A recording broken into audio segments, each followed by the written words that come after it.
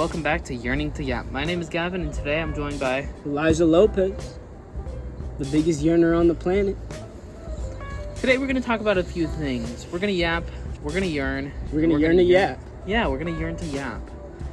So, Elijah, what do you think life is all about? Like, what do you think life is about? I mean, there's different things that you can do. There's life, just life after everything. All right, I think... Well, I don't believe in life after. You know what I mean? Like life after what? Because there's life after high school, there's life after college, and then life after getting a career job, life after marriage, you know, if you want to get kids, life after retirement, and then there's life after death. But all those things, by choice, besides death, are life. Actually, you know what? Death even is life. Like, how so? How so? Well, obviously, it's a part of life, you know? Without death, there's no life. You know what I mean? Without life, there's no death. You get it? Yeah. Exactly. The thing is, we, as people, it's our duty to die, you know? But it is also our duty to live first. And what gives life meaning is not what is given to us, it's what we make. Yeah. So pretty much, life is what you make it. Wow. Yeah. Yeah, that's pretty good. Mm-hmm. I mean, so you don't believe in, like, trying to find your purpose in life and... No, you could definitely do that, but it's not so complicated. The answer's inside of you. And what's the answer? Figure it out. It's different for everybody. No one lives the same life. No one was born the same. Yeah, I just feel like everybody always talks about trying to find your purpose and, like, how your purpose is, you know... just trying to find something to do in life, finding a good job, getting married, having kids and stuff like that. But I mean, maybe that's not everybody's purpose. Well, the idea of purpose came from the idea of a career, which was born from fucking Industrial Revolution. Before that, there was no such thing as having a job and just living that for your whole life. I mean, yeah, there was, but it wasn't so common, you know? You could much easier go about doing as you please and it not being an issue because things were so easily accessible. A lot more freedom. Yeah, a lot more freedom, exactly. What do you think it means to be free? Truly free? I think, like many things, that's your own definition, you know? Like in life, like what do you think it means to live a life that's free? To not be blind, I think, because when you're blind, that's like the heaviest shackles. Like blind how? Seeing things as not as what they are, but as what you make them out to be.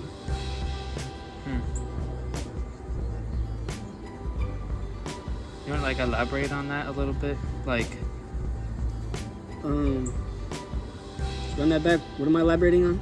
I forgot. Oh man, I should have brought like a joint. Oh my gosh. No, not me. Anyways, we're out here, by the way. I should have said where we're at. We're kind of near this railroad, like these rail tracks, and there's like this bridge. We're sitting near the bridge, and then there's a bunch of water. There's turtle in this out water. Here.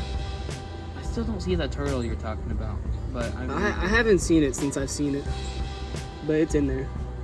Man, wait, you believe me? Wow. Yeah, whatever. It's so nice out here, though. Like, right? It's a lovely day. It's a great. I love setting. nature. Yeah. What does nature mean to you? What does nature mean to me?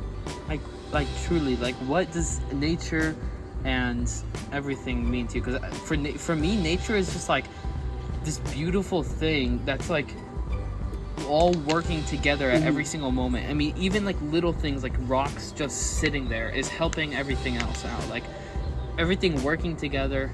Like in an ecosystem, I guess. It's just so like interesting to me. It's so cool. I think nature is an inevitable force that we cannot stop. I mean, obviously, like right now, the planet's fucking dying and shit.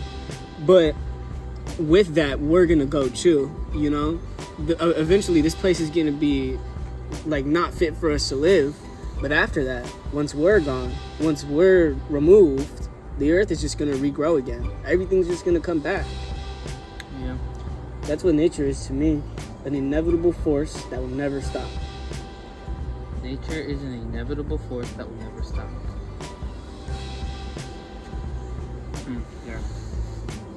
And when you think about it, we're nature too. We were put here to do shit, you know? I don't believe in God, you know what I mean? Yeah. But I believe we were placed here. And like everything, we're doing something, you know? For the planet. Even if killing it is part of what we're doing. Possibly we're purging it. Maybe we're getting rid of all the shit the earth is kind of tired of and making room for new shit. I don't know. You should still stop throwing trash in the ocean though. No, seriously. I never understood all that shit. Like, it's so easy to just like not be wasteful, to not use fucking plastic and fucked up products. Okay, like, let's chill with the custom stuff, but like, what about you drinking out of this plastic cup right now with this coffee? You see, I'm a hypocrite. I guess we all are. Everyone's a hypocrite. So many people out there try so hard, and I know there's people out there who are like super eco, like they do everything they can. I mean, it's just like how some people are vegan and they try not to eat so many animal products, but like eventually they're just gonna eat something that they don't even know that has animal products in it. Just like people who tried not to use plastic are just gonna end up using things that have plastic. I mean, like, or find another way to make waste. I know, like the way, okay, when people use reusable grocery bags, I forgot what it was. I learned this in like my I always environmental reuse science my class. grocery bags. When people use those reusable grocery bags instead of the plastic ones, it actually, I forgot what the exact number was, but it was something like way big. Like, you have to use you have to use that reusable grocery bag so many times for it to make up for like the, what is it called? The carbon footprint that like just, I don't remember what I was even on about, to be honest. No, but I know where you're going. Yeah, you like, I don't know, the weight, the carbon footprint that bag makes is worth, or like, I don't even know. I don't even know what I'm trying to say, to be honest. I should have written all this stuff down. Well, to me, it sounds like you're trying to get to the point that the earth is heavily polluted by us, by all of us, whether you like it or not. Every single one of us contributed. Yeah. And there isn't much we can do. Yeah, there really isn't much we can do except for try to live our lives. I mean, we can try not to use so much plastic waste. We can try not to use all of this stuff, but like, there's nothing we can do to truly live like a fully like ecological life that is good for the earth. Because no matter what we do, everything we do is bad for the earth. And that's fucking fine. You know why? Because I believe everything is perfect. Really? Everything's perfect? Yes. I think, alright, the thing is, a lot of people say perfection isn't real. You know, you can never achieve perfection. But you see, the thing is, that's because you're living in perfection. You know? Every moment of your life, in every moment of time, it happens, you know, specifically. Yeah, I feel like imperfection is perfection. You know what I mean by that? Like, I know what you mean, but what I'm trying to say is that everything is always perfect at every moment, you know? No matter how shitty your life is, no matter how good it is, if you feel like everything is bad, everything is wrong, everything is negative, it needs to be wrong. It needs to be negative. So soon, it could be good. yeah.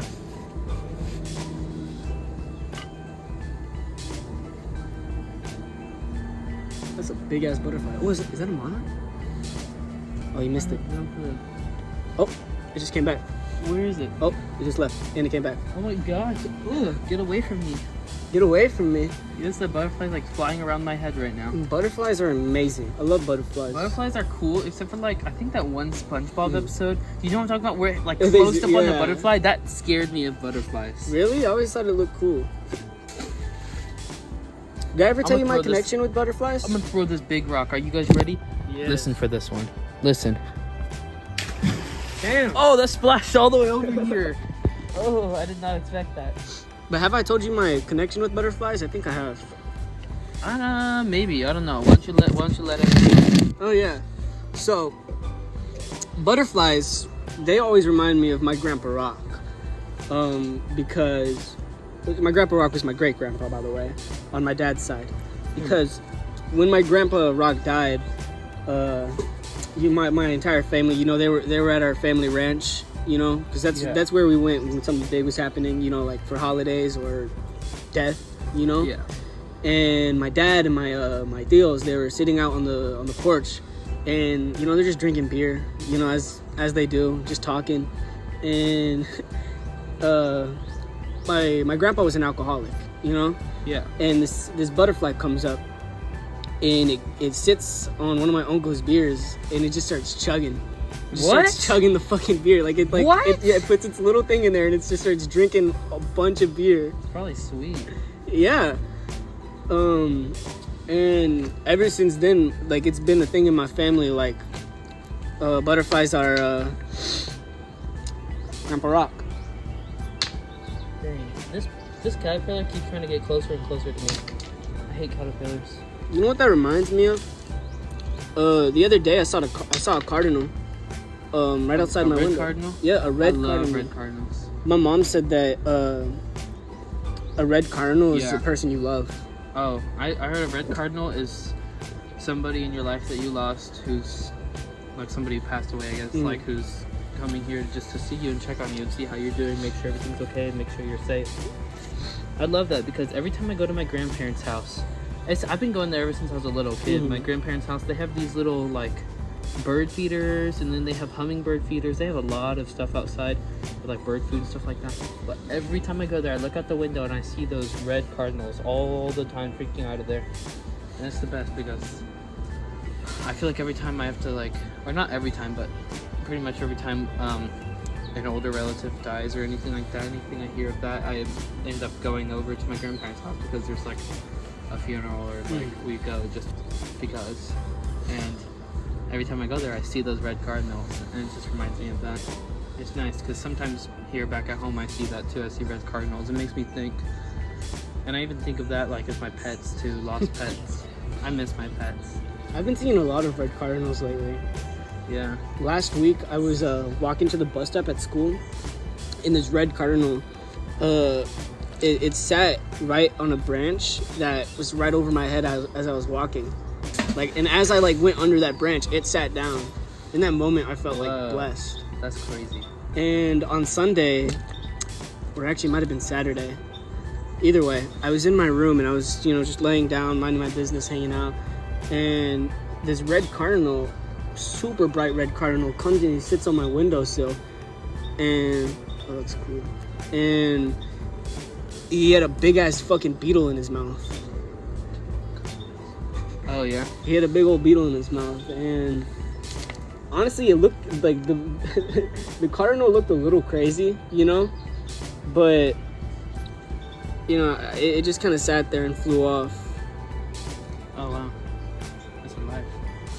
We just found a snail. A little tiny baby snail. Little baby snail. I always wondered, like, I used to think, like, how do they get bigger? How do their like shells get bigger? They get new shells. Do they grow? Do they grow a new one, or they just like find one? You know they're not born with shells, right? Wait, are they? Exactly. No. It's like the same way a hermit crab finds them, right? I don't know, man. It's like how slugs are like snails but without shells. I mean, obviously, obviously they're different, like insects, or I don't even know if those are considered insects. But there's also they're not born with shells. But the thing is, there's different species of snails. Like there's an invasive species of snails that's like brown and like dark. You know, like its shell is like brown and dark. Yeah. So, if like that shell separates this snail from another snail, that means the fucking snails must be... Sorry, I cuss a lot. I get it from my mom.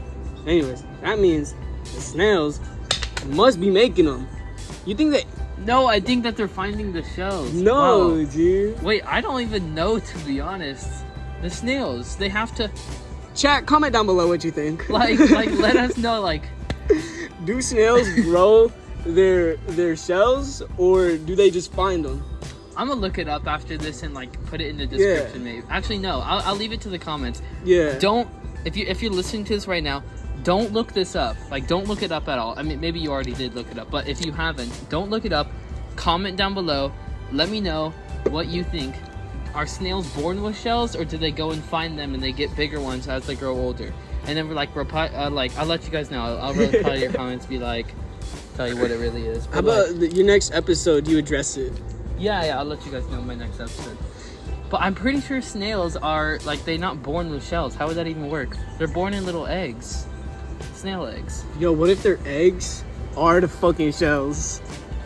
Bro, what are you on about? I don't know, man. I don't know. You're a conspiracy theorist. Do you fuck with conspiracy theories? I think some of them are kind What's of your funny. okay? Okay, not your favorite, but like name some conspiracy theories. Maybe ones that you really like. Can I name one that's really fucking funny to me? Yeah. The one I that guess. Michelle Obama is a man. All right, that's enough. I love Pack that it one, up, bro. buddy. I love that Pack one. it up. I've never heard of. You've that never before. heard of Michelle Obama being a man? Pack it up. All right.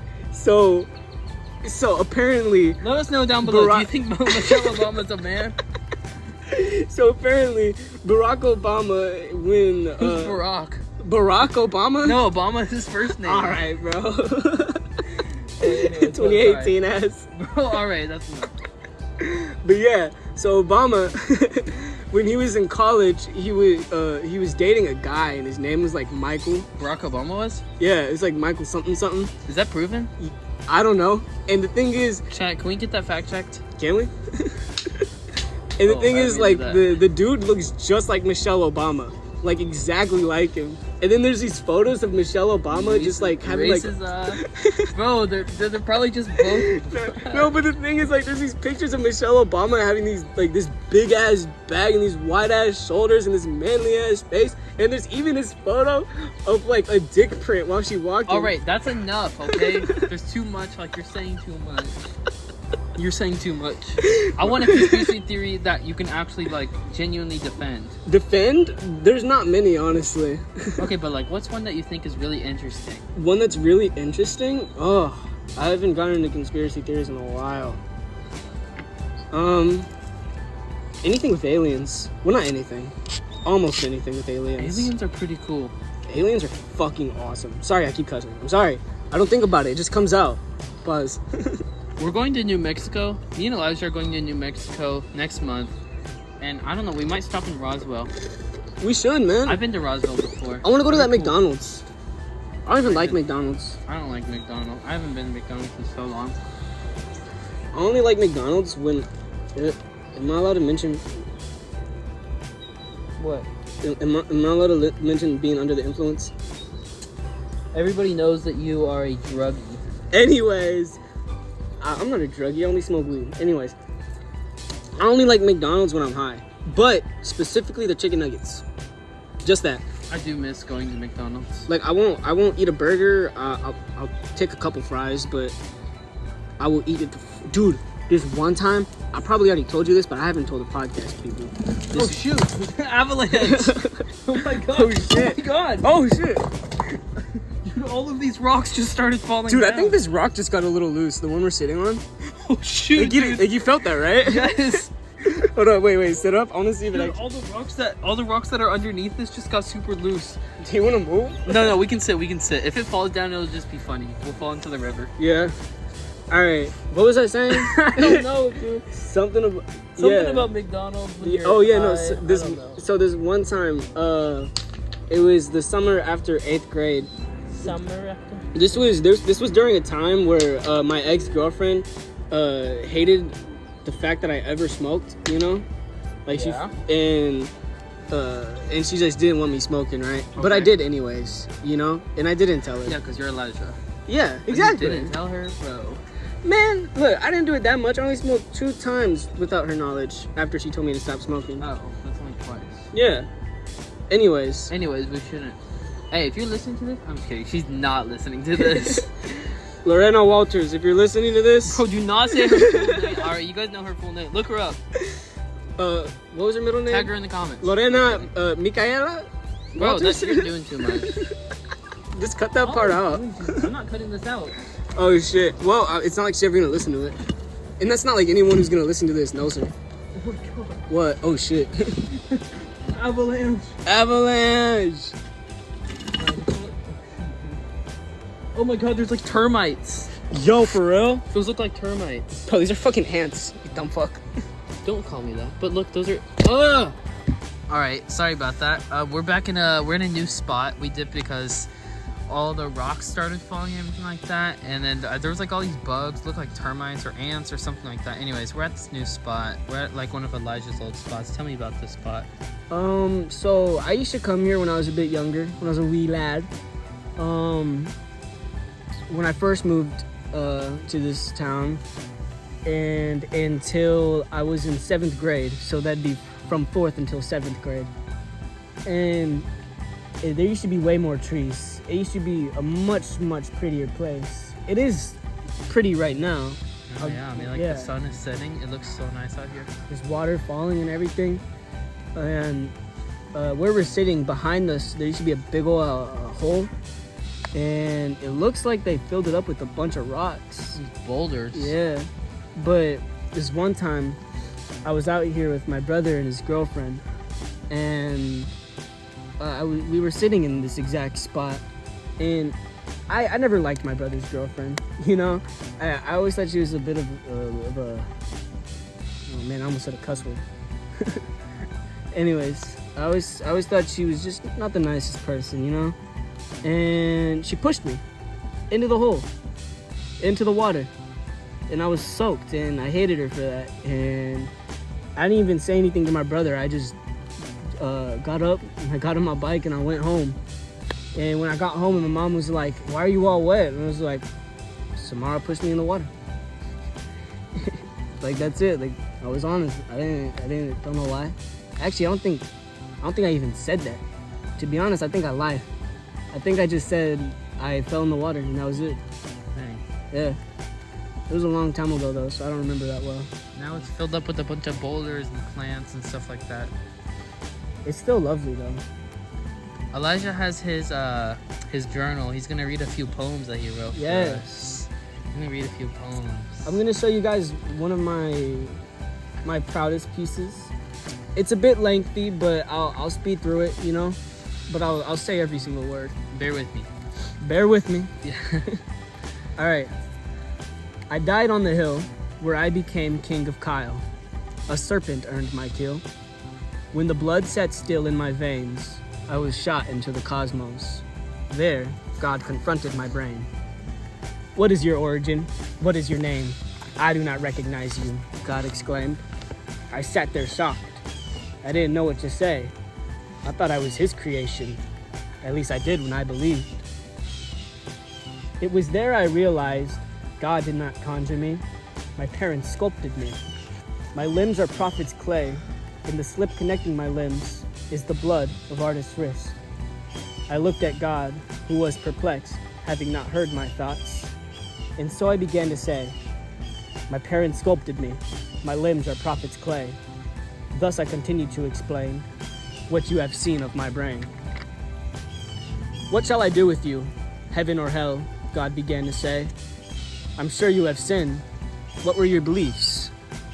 And so I replied, "You have no right. You never heard my prayers. I walked in darkness even through light. Lady Luck heard my wishes. Summon her. She shall decide my fate." God then did as I requested. Lady Luck sobbed when she saw me and apologized. She couldn't stop the serpent. "All is well, Lady Luck," I started, "but please decide what must be done." And so God and Lady Luck turned to each other, and as they spoke, I examined their features. They were beautiful entities, not at all creatures. God had white porcelain skin, and his eyes were oceans, as was the hair on his head. His hair was clashing waves, deep blue, creating a curly-haired head shape. Lady Luck, on the other hand, was tall and fine.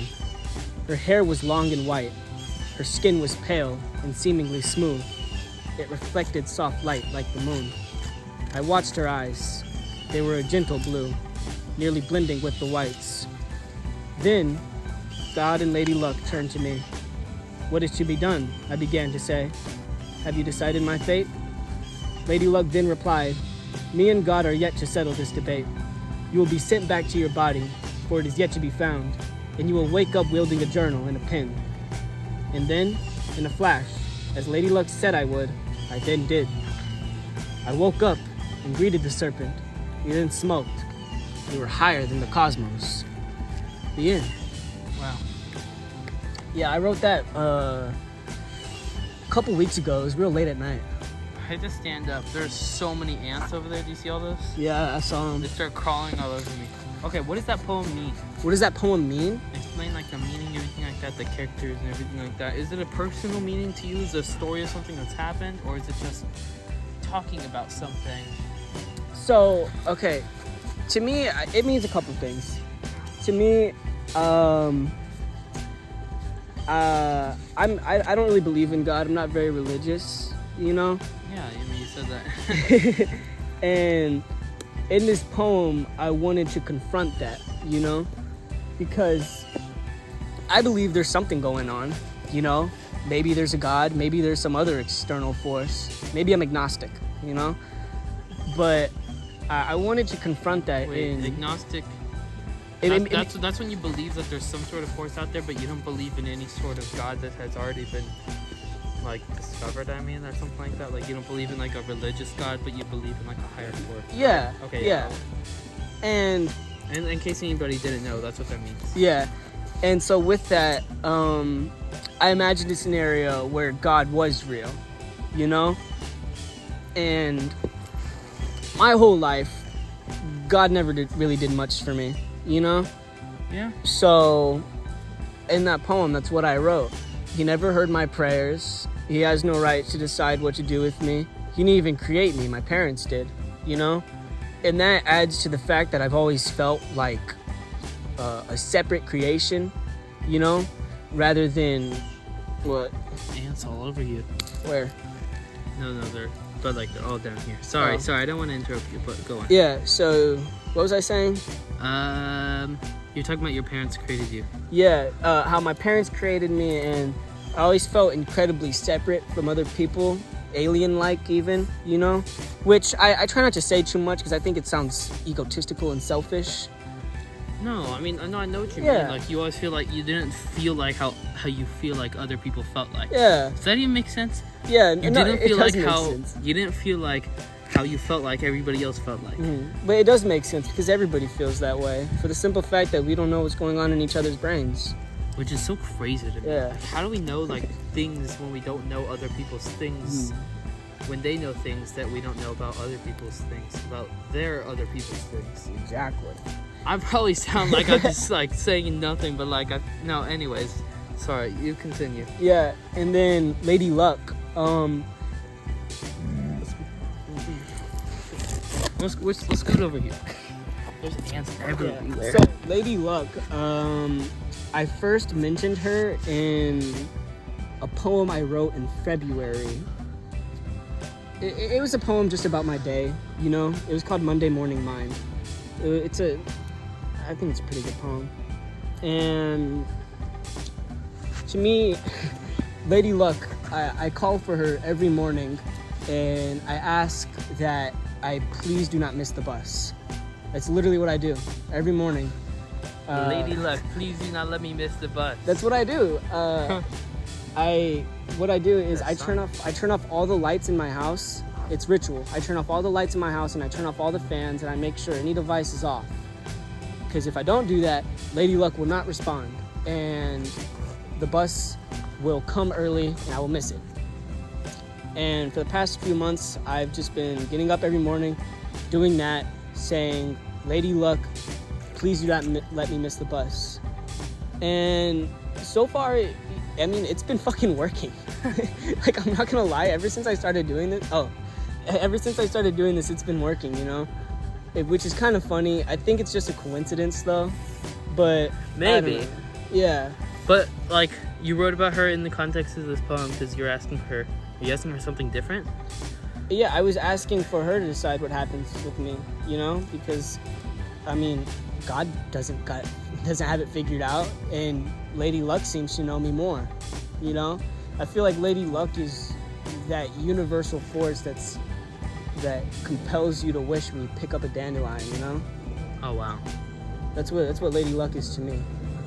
And I feel like she's always been in my life, but I've never really identified her until recently, because I've been identifying a lot of things in my life in my poems as I've been writing more these past couple months.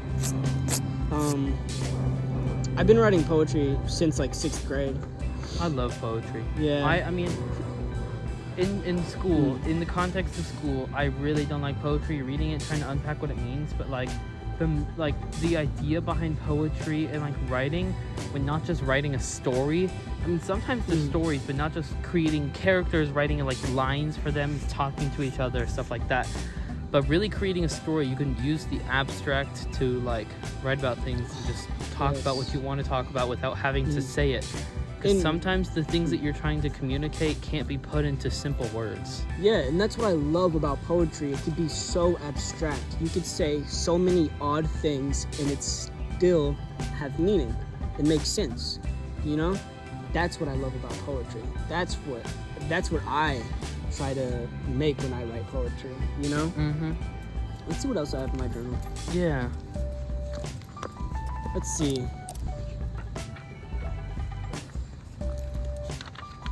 Trying to find something in that journal. There's so many ants out here. They're like tiny little ants though, so they're crawling around so fast. And so if you hear weird noises next to the mic or anything, that's just me trying to like squish all the little ants. I have a poem about love. I like this one. Ouch, I think I just got bit. Okay, go. About love. Yeah. Love. Sorry. My bitten lips weren't made to kiss. My sliced shoulders weren't made for you to lean against. My arms weren't made to take embrace. I wasn't made for love. Can't you see it in my face? But my heart would argue, my mind as well, that by love I am given an obligation, for love encumbered all my atoms the day I was created. I pray whoever takes my love is strong, for it is heavy. Whoever takes my love, take it gently. Wow. I like that one. I wrote it I really like that a one. week ago.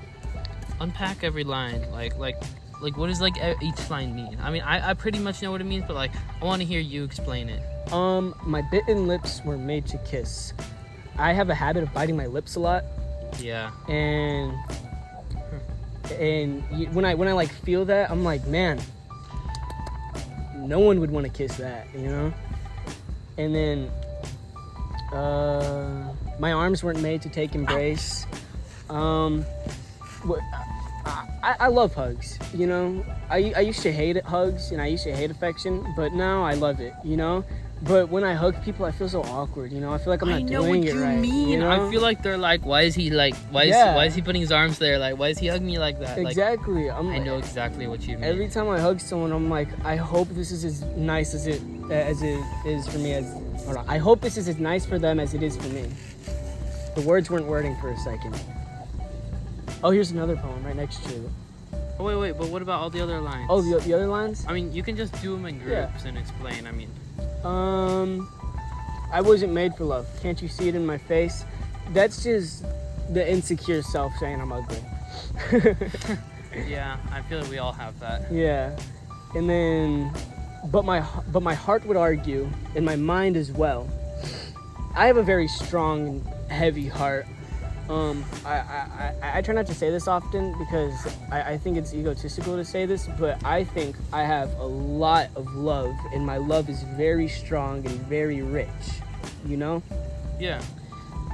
So, by that, my heart and my mind both try to constantly tell me that you are made for love. You are love.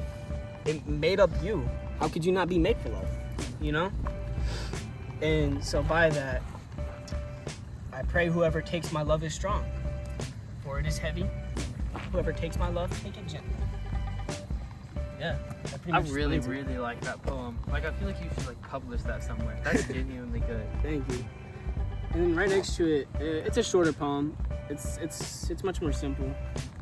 If I were a dog, I'd be a Saint Bernard, and I would love the water. If I were a cat, I'd be a Russian blue, and I would love my bed. If I were more human, or just less alien, maybe we'd be happy. I like that poem. It's a little more personal. I think you read that to me, or you you sent it to me or something like I that. think I posted it on my close friends. Oh, yes. Explain that one. I'll unpack it, that'd be nice. If I were a dog, I'd be a Saint Bernard. What is a Saint Bernard? A Saint Bernard is it's one of the bigger dog breeds. You know Cujo? No. Shit. Sorry.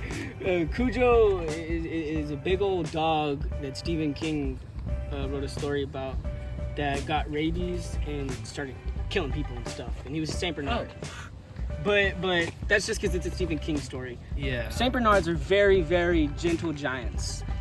And Gentle giants. I feel if I were a dog, I'd be a Saint Bernard. They're big and they're loving and they're just hilarious. They're so sweet. They're the kindest dogs I've ever seen.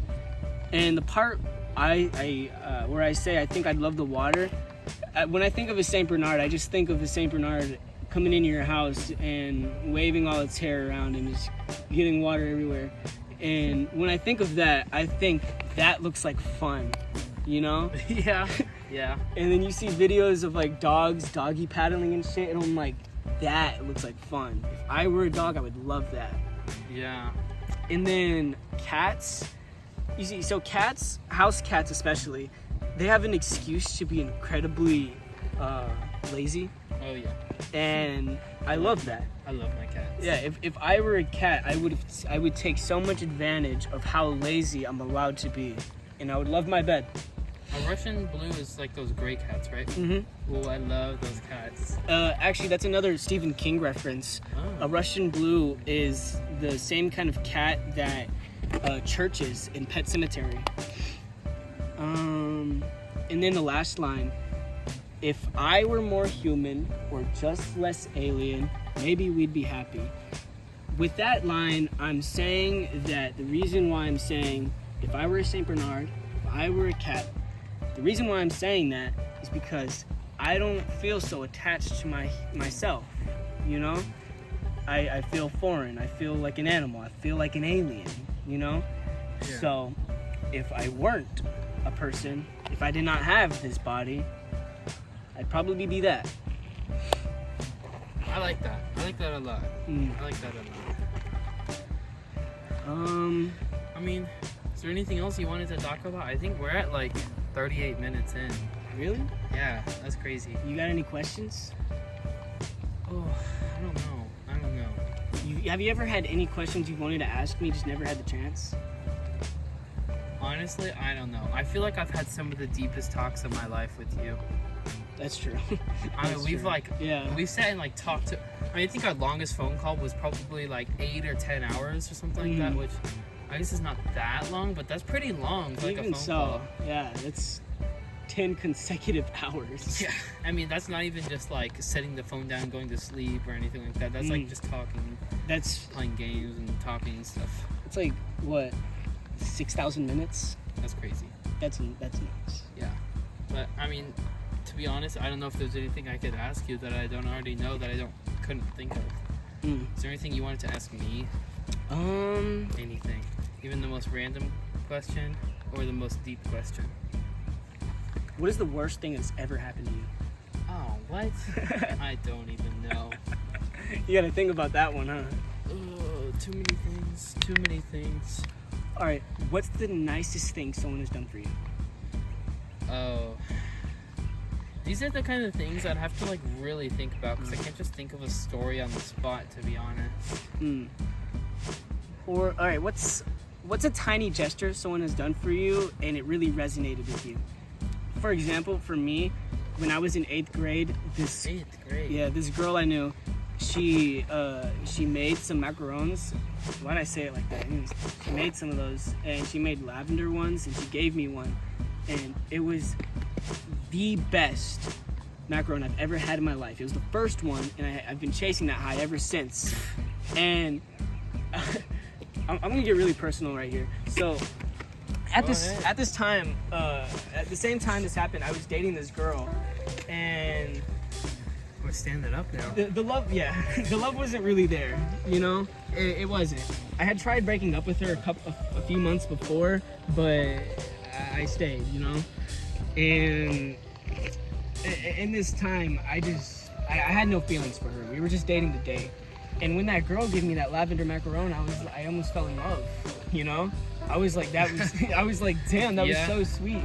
Honestly, it's genuinely like the smallest things that really mean so much to people. And it made me think, like, I do all these, like, I don't know, you know, it just made me think, like, I want someone doing sweet shit for me for no reason, you know? Which I never really had. Even in that relationship, like, I mean, it would happen every now and then, you know? But most of the time, it was, I can't find the word. I've already said obligated. It was like, it was obligated. Yeah, you know? Like she felt as if she had to do that, you know? Mm-hmm. Like, she wrote me a really cute letter with these cute drawings for our anniversary. Yeah. Yeah. Like, I feel like no, like somebody just doing something just because. Yeah. But prior to that, I don't know, I never really got nothing. You know what? There's this thing I think Izzy does sometimes. I'm gonna talk about Izzy, but ugh, get off of me. Oh, okay. So sometimes Izzy has like these. I don't know. She just makes friendship bracelets just randomly sometimes, and she'll just give them to me. I'm like, I don't think she knows how much that really means to me. I mean, I have like at least like four bracelets from her, like 3 or 4 bracelets from her.